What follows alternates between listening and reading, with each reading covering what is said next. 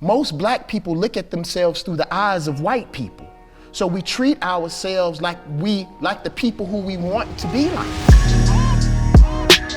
He's a rapper, producer, actor, entrepreneur, and activist. Is there anything that this man cannot do? David Banner.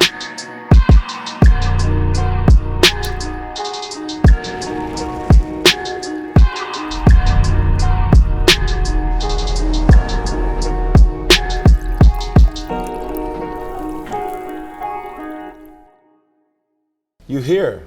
How long you been in Atlanta, man?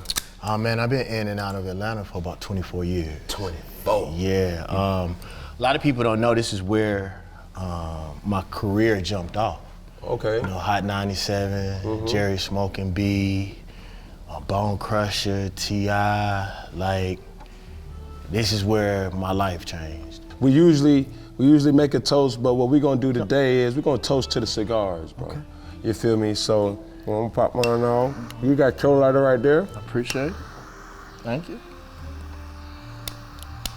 Not every day everybody get to talk to, you know, a person that they grew up listening to, you feel me? Right. And I had that opportunity today, so what's your toast, my man? My toast goes to you, bro.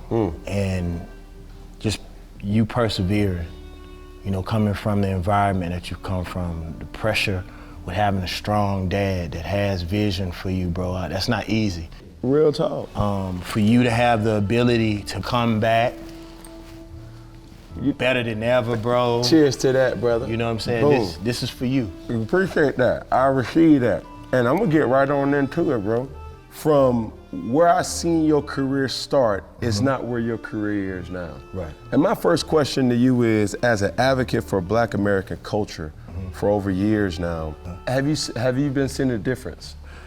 Yes, there is a difference. But it's a very dangerous difference. These children, you can't fool them with religion. You can't fool them with lies. You can't fool them with hope and promise and all those. These kids want to see what you're talking about. Let me see it, you feel me? And what ends up happening is we have now an opportunity to make significant systemic change, but you have to be involved.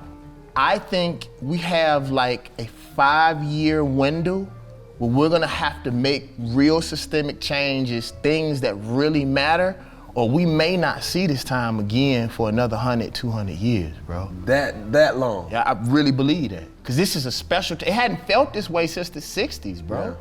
Yeah. I commend you for all the work that you've done on the scenes and behind the scenes. Seeing people come together for the Black Lives Matter movement, all the things that, you know, the people have came and unified together. You know, what's your thoughts on that? You may be surprised when I say this, bro, but I'm sort of conflicted. Okay. Because so-called being woke is popular now. When you say woke, what does that mean? You know, the movement, being knowledgeable, being down with the people, that's sort of the cool thing to be now.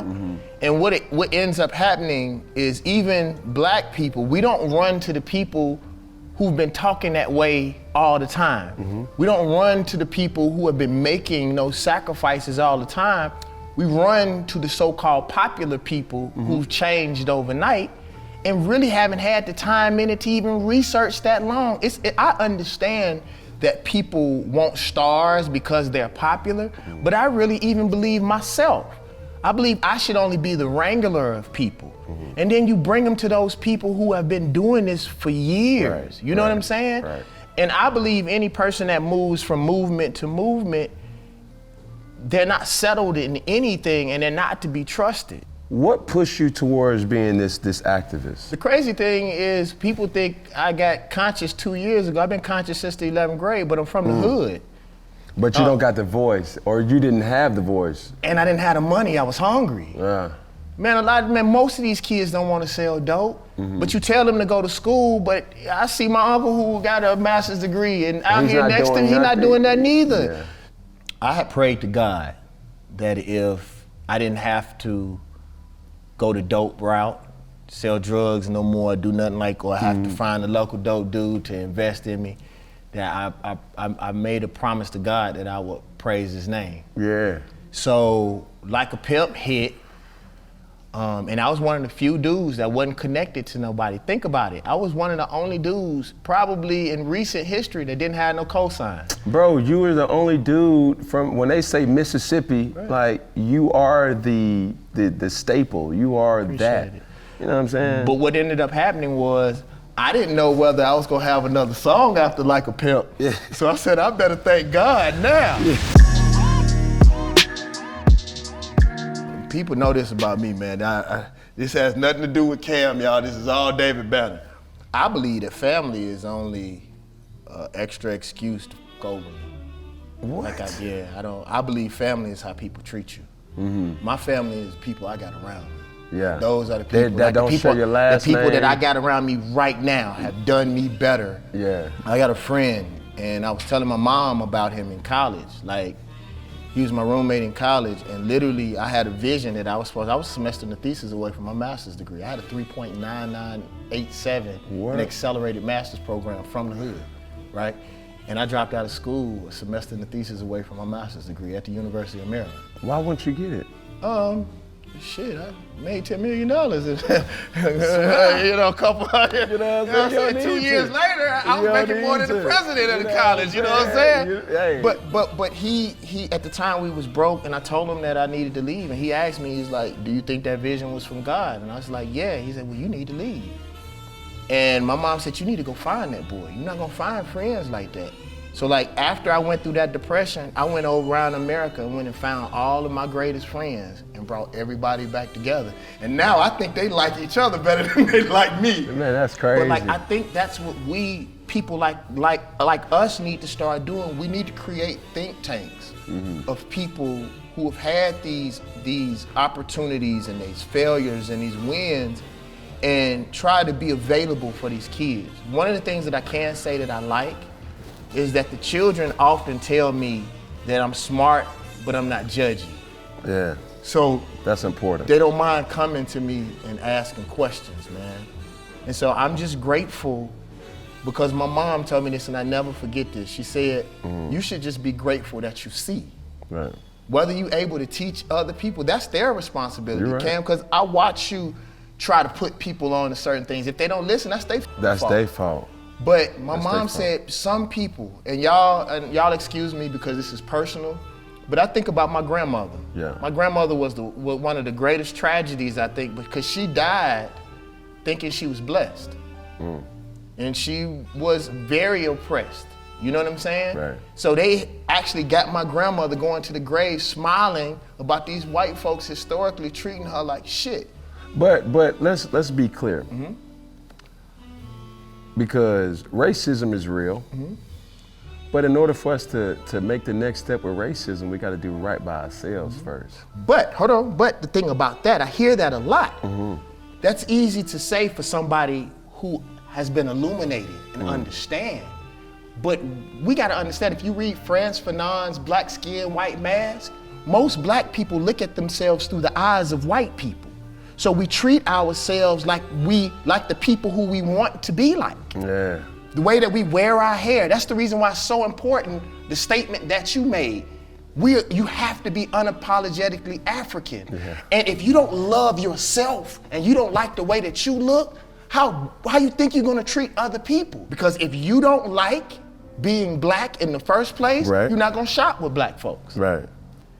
Man, you've produced and worked with, you know, the T.I.s of the world, Jill Scotts of the world, Lil You did Wayne. your homework. Lil Wayne, come on, bro, come on. Lil Wayne, Chris Brown. I mean, shit, the list goes on. Over 80 major artists. Yeah. People don't even know that. You feel me? Yeah. Who's in the game right now would you like to work with? That I would like to work with that's in the game, 21 Savage. For real? I love 21 Savage. 21. I think there's something about his voice, similar to Boosie, Guru from Gangstar. He has that high register voice. Wayne, that voice that cuts through the beat. Yeah. Because one thing I found with myself, it's hard for people to hear my lyrics because I have a bass-filled voice, so it gets caught up in all of the 808s in our music, you know? And especially in down south music where we need the boom to match the bang and the highs. Up south. Up south. We ain't down. Outside. And we ain't third coast, we the first coast. You dig what I'm saying? You dig what it is. Man. So listen, so this brings us to our nightcap, you know what I'm saying? And I ask every guest that comes on the show the same question. Okay.